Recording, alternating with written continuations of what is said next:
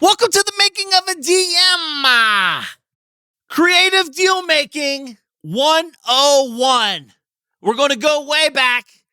I'm talking way, 1996 back. 2 days after I graduated high school. I'm going to share some deep stories with you, and I'm going to unveil the real truth about the ultimate creative deal-making process. So with that said, let's get started. I'm more Kevin's deal.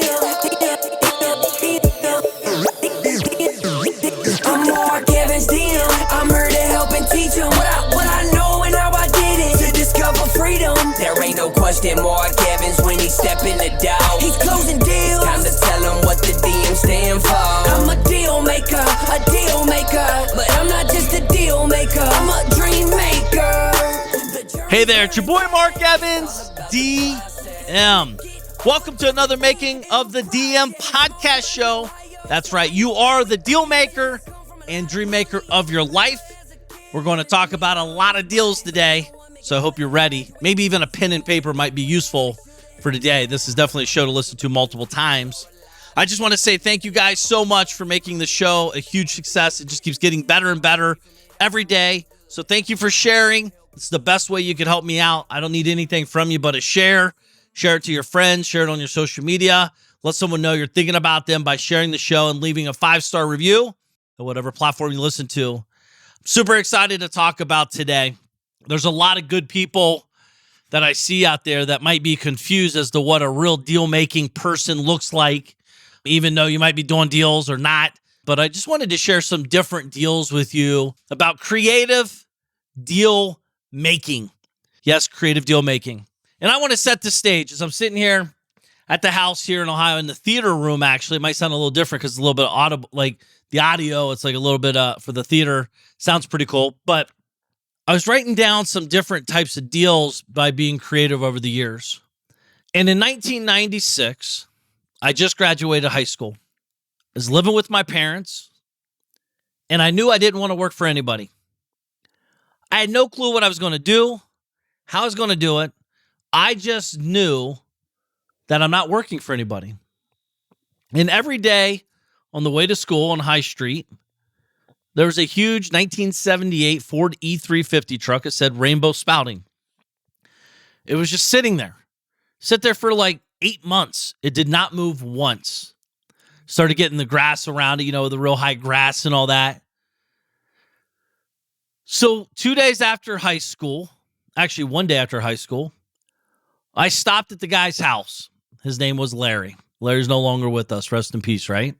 I stopped and said, "Hey, Rainbow Spouting, is that company for sale? If so, my uncle's interested." Now, keep in mind, I lived with my parents. I have no clue what this guy's about to say. My uncle doesn't have any money. He's not even interested. I didn't even talk to them about it. But I felt like no one would ever talk to a kid, i.e. me. He said, "Actually, I am. I was in a bad car wreck. I can't climb a ladder ever again." And this business obviously requires ladders nonstop. The phone rings off the hook. I've owned the business for like 17 years, and I just can't service anybody. So I hate to see it set. I'm like, "That's okay. How much do you want for it?"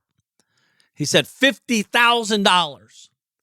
Now, instead of me going home and moping and crying around and I don't have 50 grand, I did not have 50 grand. I did not mope. My mind started to think, why is the seller selling? This is called motivation. And as an 18-year-old kid, me, this is what I was thinking. I have no money or very little. I had like $1,200 saved up. I had to go back to him. 50 grand is not even in the realm. I don't have access to 50 grand. No one I know in my life had access to $50,000. So I went back the next day and said, "Listen, my uncle's not interested, but I am. And I don't think it's worth $50,000. What's your best price, Larry?" He's like, "Listen, $25,000 and it's yours." And I said, "I'll take it if you'll owner finance it." Now, keep in mind, I'm talking out of my ass. I have no clue what I'm doing right now. He said, "Okay, well, how much can you put down?" And I said, "All I got is $1,000 to put down and finance me over 5 years." It was like $287.44 if I remember correctly, for 5 years. That's like 6% interest or whatever the interest was back then. And he looked at me and he said, "What do you know about gutters?" I said, "All I know is water runs downhill." And we both started laughing, and he shook my hand. He's like, "Listen, you're going to do great with this business." He went and got the keys to the truck. I pulled my truck up. We jumped it because it's been dead. It was dead. I started this thing up. Now, keep in mind, I live in a small town, so he kind of knew, like, small town stuff. I went home to my mom and dad, said, "Hey, I'm buying this company." They're like, "What are you talking about?" And I took him $1,000. We had a one-page document, said, "I, Mark Evans, promise to pay Larry $24,000 over 5 years at whatever percent at this amount of money." That was it. Signed the documents, and I was in business. And a lot of you, depending what age you are, might not even know this, but like the old days, you didn't have cell phones ringing in. You didn't have call centers ringing in. Like, we had phones hooked up at the house. So I had the next day, I was admin. I was calling the phone companies to install a phone up in my bedroom at my mom and dad's house to take the calls, because he had 2 phone numbers ringing into this thing. And literally, while I was at his house, these phones are ringing like crazy. It was amazing. So instantly I was in business because I did a creative deal. And most importantly, Larry did a creative deal. But the real reason the deal worked is because Larry was super motivated. He thought what once used to be an asset, meaning making him money, now has become a liability. And he's very smart to recognize the longer this business sits, the less valuable it becomes. Maybe I overpaid, maybe I underpaid. But you know what? I showed up, I had a conversation, and we closed the deal. So many people are focused on the wrong things, trying to figure out the right number all the time, that they never make a number and say it out loud and never do a deal. And then they're a victim to the system, and they just don't understand why it doesn't work for them. And the truth is, I got that, and that started my journey. I knew construction. That's how I grew up. Small town Ohio, you do construction. That's just what guys do. Farm work and construction. Maybe some ladies as well. But when I got that gutter company, it was me. I think I hired my buddy Ryan back then, and we went to work the next day. I mean, literally, the phones are ringing, all the new builders, all the it was insane. I had no clue what I was doing. My schedule was like this every day, 4 a.m. to 11 p.m. 4 a.m., I'd got to the garage, my dad's garage. I'd have the gutter material, coil stock. I'd have the truck in there. I'd be oiling the machine, making sure the wheels are spinning correctly and ready to roll.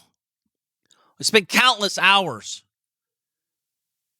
getting the truck ready before the guy showed up. Ryan showed up, and I took off to the job site. We'd usually leave at 6:30 because we're heading out 45 minutes to an hour away. Keep in mind, in a 1978 E350 truck, you're going 55 max, so everything takes a little longer to get there. And I'm telling you this because if I, at an 18-year-old kid, can do it, what's stopping you? I'm just trying to share creative ideas, creative conversations. I had to create a story, maybe, that's at least the story I created myself, to enter the conversation with Larry. I didn't think he would believe me. But the truth is, if I looking back, it had nothing to do about me. It was about him, the seller, the situation. Some money's better than no money. He literally just made $1,000 that day and $287 a month on autopilot for 5 years just by putting a deal together. Either that or it was costing him money for insurance, phone lines, storage for all the material and all that stuff. It cost him money. So he came out ahead as well. That's a win-win deal. Do you understand how this game works with creative deals? That was buying a business. And I've bought many businesses creatively. I've sold many businesses creatively. Pretty much 80% of businesses get bought and sold are done creatively. There's some sort of owner financing, or there's always creative options inside of deals. Pretty much the majority. I want to share with you another cool story. I was not a realtor, but I went to a real estate broker ball, and my buddy was getting an award. And I was like, yeah, I'll go there and support you, whatever, cool. Give me a reason to break out my $100 JCPenney suit. Now, keep in mind, I was doing gutters. I was transitioning into real estate investing at that time. So like 6 months into it, I was still 18 years old and probably 19-ish actually by the time this happened. And I remember going to this ball and he got the award, like, biggest, most profitable guy. And I'm sitting at his table. There's 10 people at the table total. And I'm like, yo, what are you doing? His name's Darren, by the way. I'm like, Darren, what is your biggest problem? What's your biggest headache in your life? He's like, man, I'm just trying to grow my real estate company. And I bought some investment properties and it's a pain in my ass. I'm like, tell me more. This is at a real estate broker ball talking to a real estate broker / agent. And I'm like, well, what's going on? He's like, dude, I have properties that need work. I don't have time to source the laborers. I don't have time to do the work. He's overwhelmed. He was a realtor broker building a team. He's focused on what's working. And he's like, I bought these 4 years ago. Tenants have transitioned. I just don't want to deal with it. And I'm like, okay. And I jokingly said this, and I'm dead serious. I said, Darren, how much are you going to pay me to take these things off your plate? He's like, dude, if someone took these things off my plate, I'd give you $15,000 a day. Got me interested. I was like, give me the address. It was in Hilliard, Ohio. I went to the property. I looked around. It was about $15,000 in work. New kitchen, new floors, paint, basic stuff. I was like, what's your mortgage? He told me. How much do you owe? What's your payments? All that good stuff. I was like, I want 6 months of no payments, $15,000 upfront cash. Here's what I'll pay, and I'll take it over tonight. This was the next day, by the way, because I had to go make sure the property, I understood like how much work really needed to be done. I did that deal, and within 4 months, had a spread of over $40,000. I had zero cash, zero credit. All it took was a conversation with a motivated individual. Now, what I did have is a relationship with this individual, knowing that if I said I was going to do it, I would do it. And I got the job done. Could you do this deal and get a better price if you had cash? Absolutely. I didn't have cash lying around. It was like a $120,000 house. I didn't have it. So I assumed his mortgage, meaning it was like owner finance, rent to own, sub 2, whatever you want to call it. I took over $650 a month, but I had 6 months of no payments, right? So he's paying the payments. We have a basic contract, $15,000 the day I take it over, which allowed me to go buy all the material and source some laborers. And within 3 or 4 months, a $40,000 spread. So when you see these people talk about no money down deals or get paid to buy property, this is what they're talking about. Now, I want to step back because you might be thinking, why would he do this? He's a real estate agent. Why not just list it? Well, because that requires him to do the work. He's already frustrated and done with it. He's already wrote it off. This is where most people mess up. You think it's about the money. That's all you think about. Well, if it's such a good deal, why wouldn't he blah, blah, blah, blah, blah, blah, blah? Well, it's not about a good deal or a bad deal. It's about timing, about trusting the person you're talking to, making sure they can actually execute what they say they're going to do. And can this guy take this off my plate? I'm busy. So he's growing his brokerage. His time and energy, mental energy, needs to be spent on what he knows working. He's crushing it. He loves it. And he went and did that. And him and I did multiple deals like this over 3 years. He had a bunch of properties I didn't even know. It was like 12 or 13 properties that he paid me pretty much on every single one to take off his hands. Every time a tenant moved out, he would call me up. Hey, you got time to do another one? And it'd be anywhere from $5,000 to $25,000 he'd give me. Think about this. You know, you're looking at your numbers. A lot of you guys are so focused on, well, it's not at 70 cents on the dollar. Well, does it have to be if you're getting paid $15,000 up front? Does it have to be if you have no payments for 6 months? Does it have to be if it's your first deal? Now, I'm not saying you shouldn't like try to get some decent numbers, but a $40,000 spread, this was at like 75-ish% LTV back then.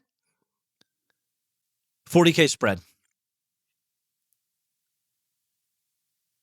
I thought I was only going to make 20-ish, and I was willing to do the deal.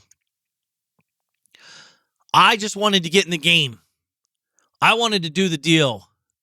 I just tossed that as a joke. How much are you willing to pay me to take this off your hands, Darren?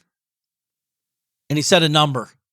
I could have probably negotiated it up higher, but I was in shock that he was going to pay me to take his house. Shock. But I wasn't surprised. Because all you got to do is ask. All I could say is, dude, are you crazy? This thing's worth $120,000. I'm going to sell it to you for $50,000 or whatever. You got to retrain your mind. The truth is, my goal is to deprogram you and then reprogram you with good data. I could go on and on and on with different types of deals like this. I mean, hundreds and hundreds of them. This is just me. Not counting all my buddies and people I've worked with over the years. Had a cool call today. Guy calls me. He's like, dude, I'm getting ready to do a life-changing deal. I love hearing that, by the way. I'm like, tell me more. He's like, I got a small apartment complex I'm getting for X amount per door, and I'm going to sell it for X amount per door. Wholesale / same-day closing, depending how he structures it. I was like, that's awesome, man. What are you going to make on a deal like that? He said about $480,000. Let me ask you a question. What would $480,000 do to your life right now? This is one deal. Zero cash out of his pocket. Zero. What he did have is he had someone that knew he was a buyer to this motivated seller, and they hooked each other up. He said, hey, seller, you need to know this buyer. He might be interested. And you ask, why is the seller selling it if there's so much opportunity? Well, it's a small apartment complex. The seller's moved on to bigger stuff. This is something that's been in his portfolio for multiple years, and he's taken his eye off the ball, as we all have, by the way. If you've ever done any kind of real estate or business, this tends to happen as you scale with the smaller stuff. And the property managers are stealing from him blindly. So he doesn't want to deal with it. So instead of dealing with it, he just says, liquidate it. Let's take the loss or break even or whatever his numbers are. Who knows? Here's what I want for it. Let's just move it off the books. See, the problem is you try to understand why someone in their right mind would do it because you're making it all about the money. Let me give you an example about this. You ever buy something, let's call it a bicycle, and you spend like $300 for it. You have great intentions. You went to the store, you looked at it, you're like, that's the one. Or even for your kids, for example. You maybe rode it 3 times, if that, or however many times. And then you're looking in your garage, your spouse is on your ass like, we need this garage cleaned out. I need space. You don't even ride the bike. It's just hanging on the wall. And you have this thing called the garage sale, if you even make it that far. And you're selling the bike now for $10 or $25. But you paid $300 for it. Why would you ever sell a $300 bike for $25? Because $25 is better than zero. You've done wrote it off. You've done paid for it. You're not using it. It's taking up space. That's your motivation. This happens all the time in real estate. I've had real estate where I don't even know I own it. True story. I'm not trying to share this to impress, but to impress upon, I don't know I own it. We bought it in a package deal or whatever happens. One of my team members or I dropped the ball somewhere. And then the lawyer gets a letter and says, hey, you know, you have overgrown grass on XYZ property. It's like, shit, I didn't even know I owned it. That's a true story. It's happened multiple times over the years. Keep in mind, I've been doing real estate full time for 28 and a half years. So it's going to happen with volume. But this individual seller, he's just done. And what's cool is he's selling for $1 million, let's say. My buddy's going to get $1.48 million. And the buyer's actually getting a $2 million asset. So he gets a great deal. My buddy makes about $500,000 in a day. And the seller gets what he wants. It's called a win-win-win deal. I recommend a double closing on this particular deal. Why? Well, because the person that's going to buy the property doesn't see how much you make. The truth is, it shouldn't matter how much you make. If it's a great deal for the buyer, it's a great deal, period. However, psychology could prove me wrong. A lot of people don't think like that. Unfortunately, they're always worried about what everyone else gets, not what they get. But in this particular situation, I said just simply close the deal. There's a couple ways to close it. Close it in an IRA because they could contract it in the IRA, right? Put $500 down, earnest money. And then when the deal closes, that money could move into his IRA, tax-free or tax-deferred, depending what environment.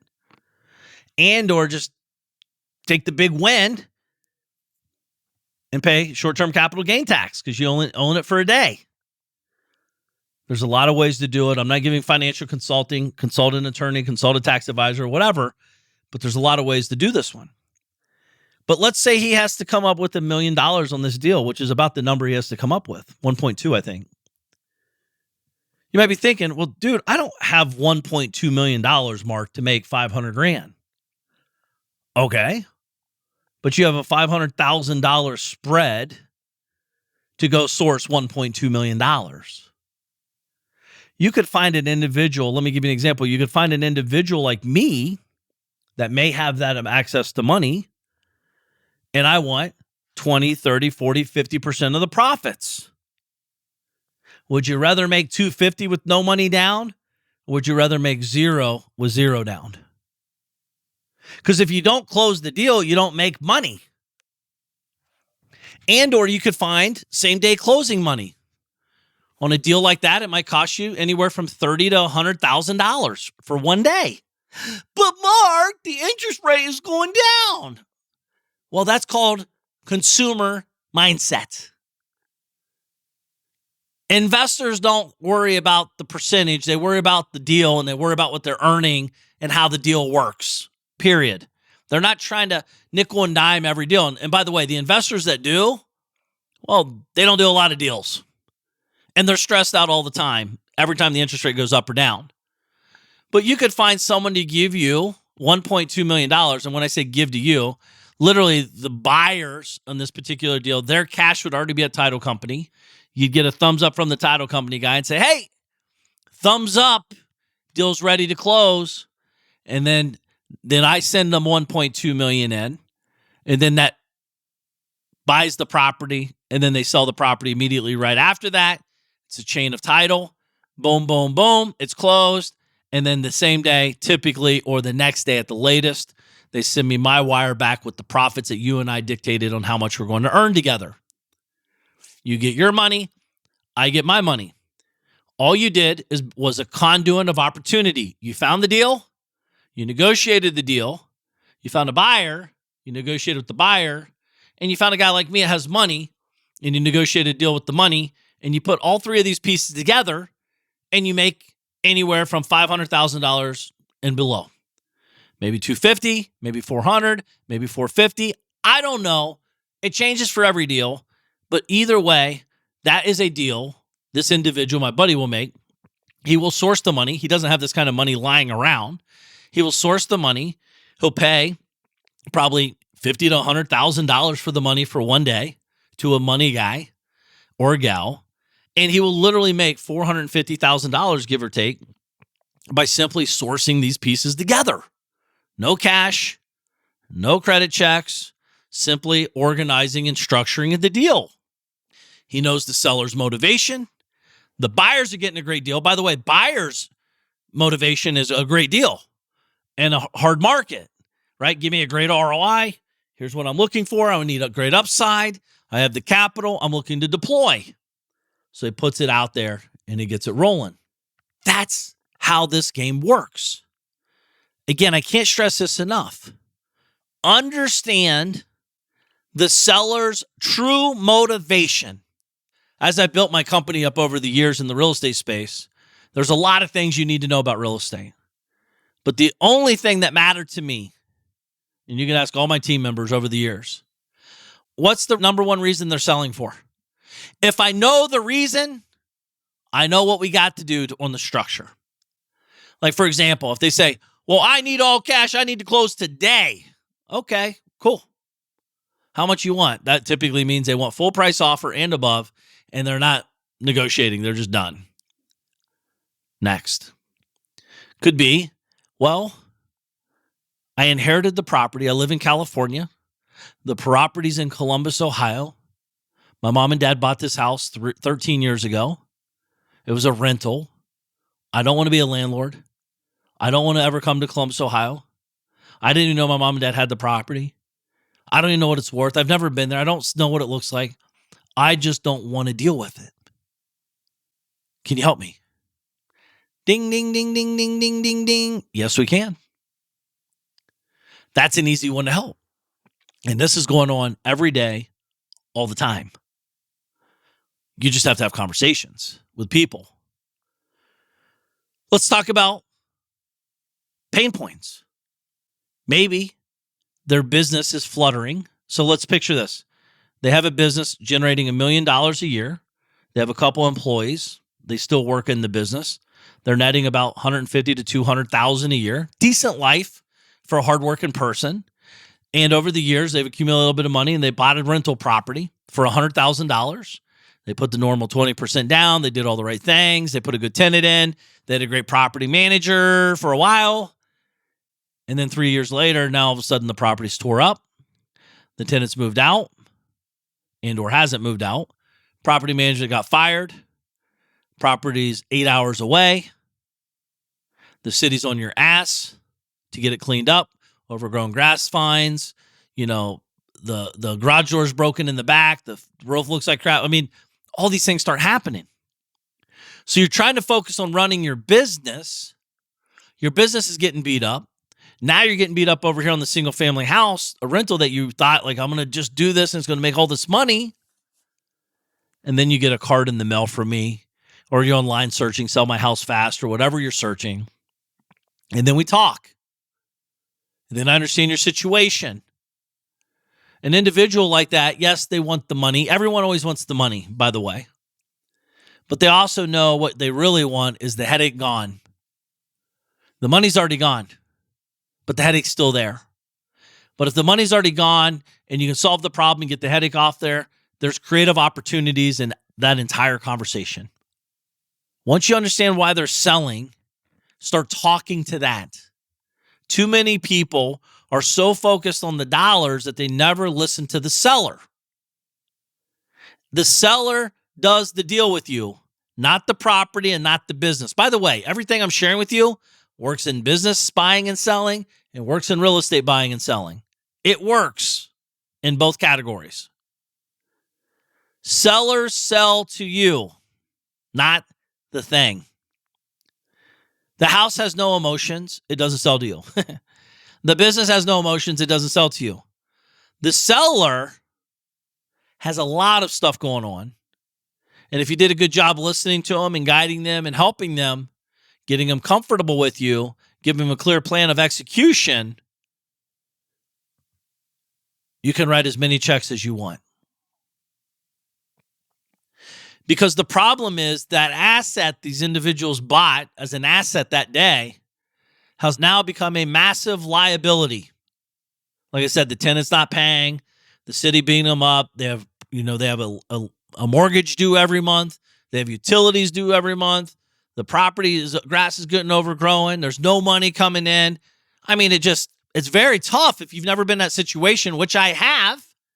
By the way, I've been a motivated seller many times over. And I'll be a motivated seller in the future, I'm sure. Because as you're growing, you outgrow certain environments. I bought a property for $1. My son did in his IRA. $1 total amount. The guy paid 15 or 18 grand for it. This is in Columbus, Ohio, true story. He paid 15 or 18 grand for it. And he just was not having good success with property, tenants, managers, etc. And I started talking to him, and I was like, dude, my son will give you $1 in his IRA, get it off your plate, get the liability off your... And this guy has a lot of money. He was just buying it to play around and see if he wanted to do real estate. Problem is, he chose the wrong category of asset. Maybe he should have went A class, not D class, because this is definitely D class asset. So my son bought it for $1 in his IRA, and in that deal ultimately got cleaned up, fixed up. There was money had to be put into it and a lot of work, but it ended up selling probably for like $38,000 or $42,000. I can't remember exact numbers, but that's how this stuff works. Understand why they're selling. Take the risk off their plate. Take the liability off their plate. Solve their problem. Again, it's not always just the money. I could beat this in your head a million times, but you always think it's about the money, the money, the money, money, the money. No, it's about the money to you. To the person that you're trying to buy from, it might not be the money. And you don't know that until you have a conversation with them. Yes, they'll always talk about the money because the money is important. Don't act like it's not important. But it's not the only thing to get the deal to the finish line. I've had many deals I've done that I actually got paid less because I believed the buyer was going to perform better than the person willing to pay more. It was about the convenience. It was about the confidence. It was about getting it off my plate so I can focus on what I was doing and work and make more money. Is this resonating with you? Does this make sense? I could go on and on and on with case studies of how these deals work. I wrote a book about it called $1 Deals, for God's sakes. I met these cops in Columbus, Ohio. I understood why they were selling, how they needed to sell, because they didn't want to pay short-term capital gains taxes. Let's say, for example, for easy, they would buy a $100,000 house for $50,000. They'd refinance with a bank for $75,000. So they'd pull out $25,000 net cash, tax-free, because it's borrowed money. And then they'd sell that $75,000 house to me for $1, owner financing, but I could not pay it off for the first 2 years. Why? They did not want to get caught up on short-term capital gains tax issues. So we had a 2-year minimum payback, like two-year minimum. I can't pay them back in full. I can't sell it or whatever, pay it back in full. But what I did is I tied up for $1 and I'd go sell it for $15,000 down to a retail home buyer, first-time home buyer. They could pull money from their 401k, by the way, if it's their first-time home buyer. And check out the rules for that because it's not first-time home buyer ever. It's first-time home buyer, I believe it's like 3 years, 5 years since they haven't owned a house. It was a $15,000 rip just by knowing this stuff exists. $1 down, understand the seller's motivation, understand the buyer's motivation, put the two pieces together, no cash, no credit, well, kind of $1 down. But if you don't have $1, I can't help you. Put the deal together and made $15,000. I wrote about that book, and like I said, $1 Deals. You can get it on Amazon. I wrote about these deals. Changed my life. I didn't even know what I was doing. But when I saw that $15,000 check, it was the biggest amount of money I've ever seen in my life at one time. I was like, holy cow, if I can do this and not know what I'm doing, what could I do if I actually learn and know more? But I always understood motivation, understanding sellers, why they're selling is so important. Because I was selling jobs, right? Keep in mind, I was still doing gutters. I was still doing garage doors. I was still doing siding and windows when all this was going on initially. It's just like reverse that. When I went to go sell, siding, windows, and gutters, hey, Nancy, what's going on? Oh my gosh, you're the first guy that showed up. I've called 10 people. Ching. This is a done deal. Price it right. Be honest. Give her a good number. This job is yours, Mark. I'd measure the job up. I'd go to my 1987 Chevy C10 truck, and I'd write up the thing on, I don't know if you've ever, again, a lot of people don't even know what I'm talking about, but on this, you literally had 3 sheets of paper. It was carbon copy, I believe, where you'd write on the top one and it would like carry over to the yellow and the purple, right? So it was white, yellow, purple, and had carbon in between it. And I would write really hard. I'd give her a thing. Hey, looks like we're about $18,500 based off of per square siding, how many windows you got and how many feet of gutter you got and downspouts. And I'd make $6,000 on that deal. I knew her motivation. I want to get the job done. I knew her stress. I've called 10 people. No one showed up. I'm stressed. I don't have time for this shit. It's a professional person. Give a good price. She already, in her head, she already has a number. You talk about that. Nancy, just out of curiosity, how much do you think siding, windows, and gutters are going to cost for what you're trying to accomplish here? If she says $2,000, Nancy, I can't help you. But if she says probably around $20,000 to $30,000, yeah, you're probably right. Are you looking to finance that or pay cash? Oh no, I've been saving up for 3 years to do this. Okay, cool.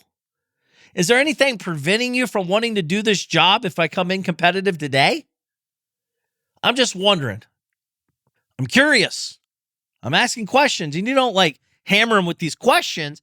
This is done through conversation while you're walking around the property. While I was sitting across from Darren at the 10-person seat at the ball where he just received this amazing certificate. When I'm hanging out, talking to Larry in his front yard, and I'm an 18-year-old punk with, Wrangler jeans from Kmart and a $5 t-shirt for Kmart and Voigt tennis shoes from Kmart, talking to him about buying a company. I had no goddamn clue what I was doing, but I knew I showed up and I was ready to execute and get the job done. Why? Because I wasn't afraid to fail. Worst case scenario, I meet a good person and now I know someone that has access to a deal and I don't want it or I can't afford it or I can't do it, but now I know it exists. So if I run into someone that has money that's looking for that kind of opportunity, now I figure out how to get my way in the middle of the deal and make some money by simply connecting the dots. And that's the beautiful thing about creative financing. This is what makes you a deal maker and dream maker. Darren did multiple deals with me.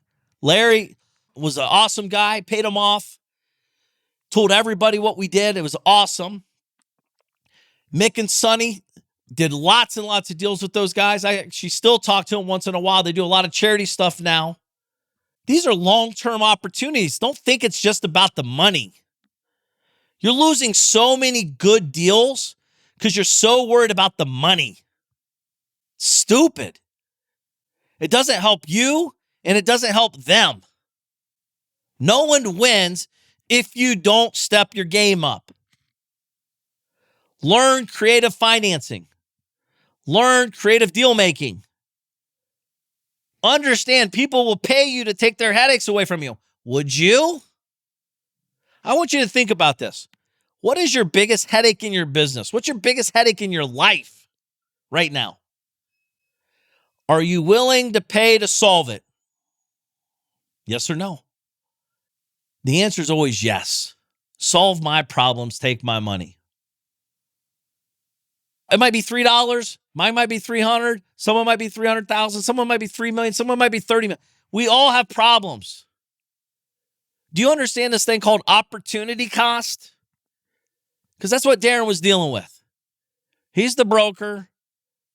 He has opportunity cost. If I deal with these houses, it's taking my attention away and I'm losing opportunity. What's the opportunity worth to me versus what this house, at best case scenario, could pay me back? It was only $40,000. And I say only because he made millions of dollars. And he still continues to make millions of dollars a year. If I made it just about the money, I'd have never done the deal because I didn't have the money to do the deal. I got paid to do it because I asked. You don't ask like, hey man, I have no money. Why don't you just give me $15,000? Ha ha ha ha. Nope, you're out. So I do, listen, this house needs a lot of work. I don't know. If you gave me $15,000, I might get half of it done. let me take this off your hands. Let me get to work. 6 months, no payments, and I'll get this thing off your plate in 6 months or less. I'll start tomorrow. When you want to start? That's how these conversations really go in real business, real life. I'm telling you guys, get direct with sellers of businesses, sellers of real estate. Your life will get better. Dealing with brokers with this shit will mess it all up. Brokers only care about themselves. Yes, the majority do. And you guys, well, that's not what I am. Okay, prove it. Prove it. Go out and become a great broker and make a lot of money for everybody and yourself included. But like very few, they're all about themselves. If they can't get paid, they don't do the deal. There's some deals, again, if there's a long-term relationship opportunity, there's some deals you might make a little or none, and there's some deals that you absolutely will crush it. But most ever crush it because they're too worried about making a little bit of money all the time. Nickel and diming their way to the top. Get in the game of relationship capital.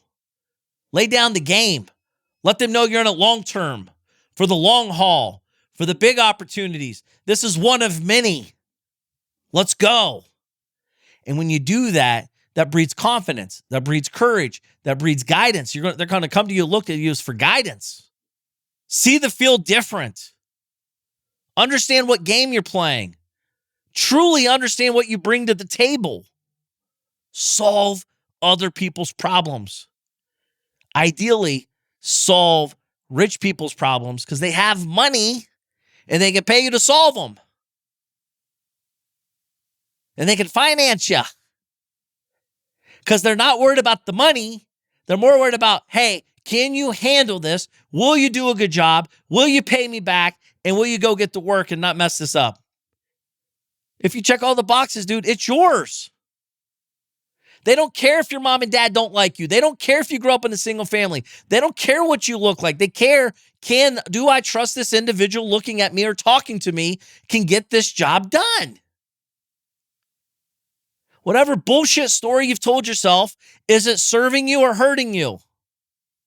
I have no money. I have no credit. No one will listen to me. You haven't fucking talked to anybody. Of course they ain't listening to you because your mouth ain't running. You're not communicating. You're not connecting. How many calls a day are you talking to motivated sellers? Everywhere. They're everywhere. Gas station. Get uncomfortable. Have conversations. Hey, Steve, what's going on? How's your grandma doing? Good. She just went to a nursing home. What are you guys doing with the house? I don't know. My wife just told me today, someone in her family getting ready to get rid of 2 houses down in Florida. What are they going to do with them? Who are they selling them to? Why are they selling? Oh, wait, she's 90-something years old? Okay. Are they looking for a quick sell or a long sell? These are the things you need to be thinking about. Quick sell means discount. A long sell is they're not motivated or they just don't know. These are things you have to do. Meet people, connect with people, go where people hang out. Get in the right environment and the right things happen, folks. That's the game we're in. I want you to crush it. I want you to win. I would love to know if you want more deal-making shows like this. Creative deal-making. I could talk about so many deals, about how to get parked in money opportunities, business deals, real estate deals, galore. It's endless. But not using your own cash and not using your own money. Dude, I got to tell you one more. I'm not going to reveal his name, but he's a guy I've worked with for a long time, mentored, great dude, become a great friend. He purchased a property for I'm going to get the numbers wrong, I think, but $1.5 million. He's going to put another $1.5 million in it. So $3 million total. The place is worth $6.5 to $7.5 million. He actually got paid to buy the property because he went and got a bank loan on it. He brought in private money for the down payment. And then he bought private money on to do the rehab. And he's got a fee on top of the rehab because it's at 50, 60 cents on the dollar. He got paid. And what it was is these kids inherited this property. There was like 3 or 4 kids. They inherited this property. They don't want it. They rented it into the ground. The truth is the dirt was worth $4 million. And they sold them for $1.5 million. They've had every broker, everyone. It took him 2 years to ink this deal. He followed up, stayed consistent, had conversations, walked them through the process, made them feel comfortable, more importantly, made them feel confident. And literally the day he closed, boom, he's changing out the roofs, cleaning up the exterior, getting it rented up. This thing will be worth $7, $8, $10 million in 5 years from now. I promise you that. He got paid to do that deal. Now, let me just be clear. That's not typically where you start, and that's not where he started, by the way. That's where he's at. He's done deals for the last 7 years. But this is the kind of shit that can happen when you're in the game. He could literally refinance this deal and pull out $500,000 to $1 million, $500,000 to $1 million, tax-free, plus generate $200,000 to $300,000 net per year on cash flow just on this one asset. One. Not 100, not 500, not 2, but one. Just one asset. I want to open your mind. I want to get you excited. I want to get you on the phones, have conversations with motivated people, talk to people, help people, guide people. They need you just as much as you need them. They need someone to solve their problem. And if you call them and you are going to do the work and you're willing to do it, you'd be amazed at what can come together. But remember, don't forget to dig your well. You need these private investors. Don't be stingy. Don't be trying to figure out how to buy down your points or, pay 6.2% interest. Like, all that stuff is stupid shit. Right now, it's just collect as much money as humanly possible. It doesn't matter. Like I said, the one guy, if someone said, hey, I'll be your 50% partner, I'll bring all the cash. You brought the deal, 50-50. We each make $250 on the deal. It's still a great deal. Yeah, man, but that seems... So go find another investor. You're in control. Because the real key to money is the speed of money. Understand the speed, understand the velocity, and understand the relationship. When you understand all these components we're talking about here today, this game gets exciting. It's fun. Tonight I'll be hanging out with 12 people at my office. And we're going to be talking about a lot of this kind of stuff. These are real deal makers. I'm talking big business owners doing some big stuff. One guy just bought a team recently. Actually, he's not going to make it tonight, but I had a guy, he actually bought a sports team out of England recently, which is awesome. Like, huge acquisition. What's crazy? 0 of his own money. He put 0 of his own money in it. He brought other investors in. He owns a large piece of it, syndicated the deal, and it's big. And I'm talking huge numbers. You can do the same. You just have to change your lens, change your idea, change your story of what you think this game looks like. Stop being a victim. I don't have the money. I don't have the credit. No one will listen to me. No one believes me. Do you believe yourself? Why should they believe you? You're not approaching them with solutions. You're complaining. You're arguing. You're combative. You don't have any goals. You don't have any direction. You're not guiding them to a success level. You got to learn that stuff so when you approach these folks, they get the warm and fuzzies and they make a deal with you. You got it in you or you wouldn't still be listening. I want you to take the show. I want you to get real serious with it. And I'd love for you to give me some real feedback. Shoot me a message on social media at Mark Evans DM on Instagram. Say podcast-creative deal making. I'll do more of these. If you like it, let me know. I'm in the game every day. I get excited about putting deals together. That's what makes me happy. Deal making, hence the deal maker tagline. It's what we do. And the more deals that we do, the more dreams we can create. Thinking about you guys. And remember, make it a I'm Mark Evans DM. I'm here to help and teach them what I know and how I did it. To discover freedom. There ain't no question Mark Evans when he step in the door. He's closing deals. Time to tell him what the DM stand for. I'm a deal maker. But I'm not just a deal maker. I'm a dream maker. The journey's where it's at. It's all about the process. It's time to get over to the DM project. From a small town in Ohio, so I know how it is. And I come from a lot of money. I